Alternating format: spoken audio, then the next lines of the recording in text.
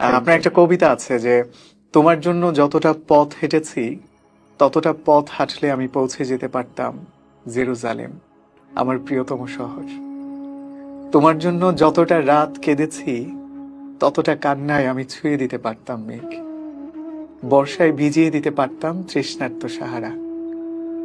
যে দহনে রোজ পুড়ে গেছি তাতে জেলে দিতে পারতাম অজস্র গনঘনে বিশ্ববিয়াস। যতটা তৃষ্ণায় গুনে গেছি অপেক্ষার প্রতিটা প্রহর, ততটা মেটাতে পারে সাধ্য নেই সাইবেরিয়ার।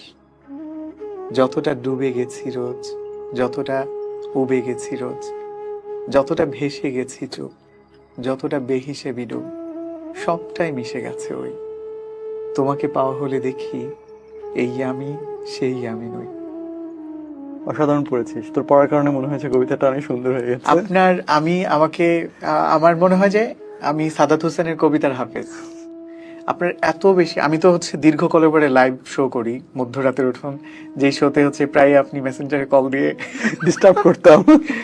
দেখেন আমার ওই মধ্যরাতের উঠোন থেকেই কিন্তু আমি একজন রেডিও জকি হয়ে ওঠা। আমি হ্যাঁ হ্যাঁ, তুই আমাকে বলেছিলে একবার যে ভাই আমি রেডিওতে যেতে বাট আই চাই। ডিডন্ট হ্যাভ হ্যাঁ। Any connections, I couldn't. হ্যাঁ, ইয়েস, আমার মনে আছে।